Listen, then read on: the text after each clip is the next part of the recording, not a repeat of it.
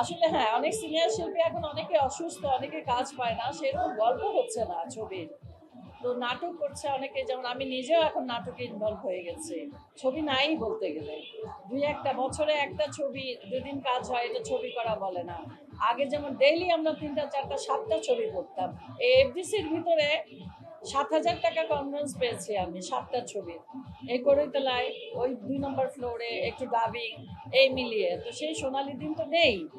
তো না থাকার পরেও যেটুকু আমরা করতে পারি, হয়তো সমিতি, শিল্পী সমিতি সবাই পাশ করলে এটা পরিচালকদের, প্রডিউসারকে বলতে হবে যে আপনারা এমন গল্প করেন যাতে যারা বসে আছে, যারা কর্মক্ষমতা রাখে এখন অভিনয় করার, তারা যাতে কাজ করতে পারে। আসলে এটা শিল্পী সমিতির একার পক্ষে সম্ভব না। এটা প্রডিউসার অ্যাসোসিয়েশন, পরিচালক অ্যাসোসিয়েশন, সবাইকে মিলে এটা উদ্যোগ নিতে হবে। এটা শিল্পী সমিতির পক্ষে সম্ভব না, একার পক্ষে সম্ভব না। হ্যাঁ, অনেকেই নেই, সাদিক বাচ্চু নাই, আমাদের আরো আগের অনেকেই আছেন, মায়া হাজরিকা, ওনার সাথে আমি কাজ করেছি, রওশন জামিল, ওনার সাথে আমি কাজ করেছি।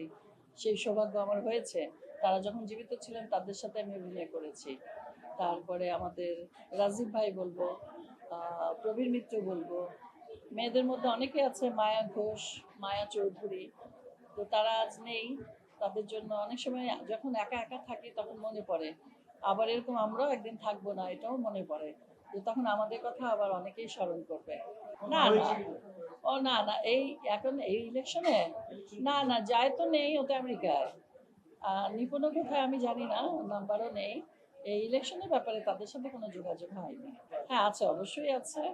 তাদের সঙ্গে নির্বাচন এখন সবসময়, সব নির্বাচনে একটু পার্থক্য থাকে। তো যত দিন যায় তত আপডেট হয়। তো আগে যেমন নির্বাচনটা একটু ঘোলাটে হয়ে গিয়েছিল, যেমন কেস কাচারি, কাদা ছোড়াছুড়ি, সাকিবের উপরে হামলা, তো এগুলো আমরা চাই না। আমরা চাই সবসময় নির্বাচন, সুষ্ঠু নির্বাচন হবে, সুন্দরভাবে হবে। আমরা আসবো এফটিসিতে, পাস ফেল থাকবেই, যে ফেল করবে সে মেনে নেবে, যে পাস করবে সে এনজয় করবে, আনন্দ উৎসব করবে এক বেলায়। তারপরে আবার তো সব আমরা একই। এই কালকেই যদি আমিও হেরে যাই, তো কালকেই তো সেই সুব্রততাকে জড়িয়ে ধরবো।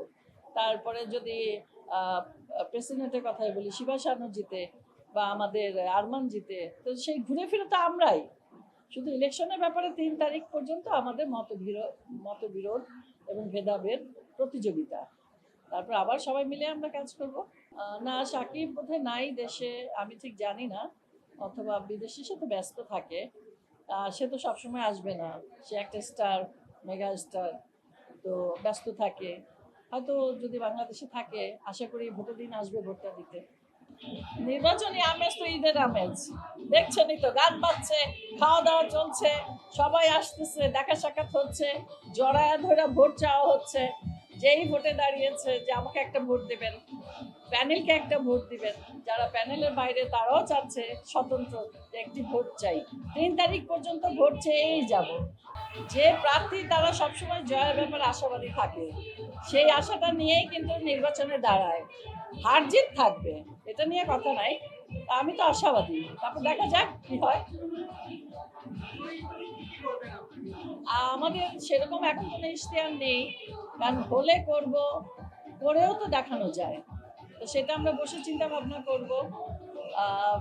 যেমন ফ্যামিলি কার্ড আছে, কিছু শিল্পী যারা অসহায় শিল্পী, তাদের কোনো কার্ড দেওয়ার ব্যবস্থা করা যায় কি না, সেটা তো আমরা বললে হবে না এখন। আমাদের প্যানেল পাস করলে যারা কথা বলতে পারবে সবাইকে নিয়ে আমরা প্রধানমন্ত্রীর কাছে যাব। তারপরে যারা দুপুরে আসে, হয়তো অনেকেই অভুক্ত থাকে, তাদের দুপুরে একটু খাওয়ার ব্যবস্থা, ডাল ভাতের ব্যবস্থায় করা যায় কি না, তো এটা পরে বলতে পারবো। এটা অনেক চিন্তাধারা আমাদের আছে, আমাদের প্যানেলের আছে, তারপরে সভাপতির আছে, সেক্রেটারি আছে। এটা সবাই একসাথে পাস করলে পরে এই কাজগুলো করতে পারবো। দুই প্যানেল থেকে ভিন্ন ভিন্নভাবে আসলে এক একজনের চিন্তাধারা এক এক রকম, তো সেটা তো পূরণ করা অসম্ভব হয়ে যায়। তো দোয়া করবেন প্যানেল নিয়ে যাতে পাস করতে পারি, আমিও যাতে পাস করতে পারি, তারপরে দেখা যাক কি করা যায়।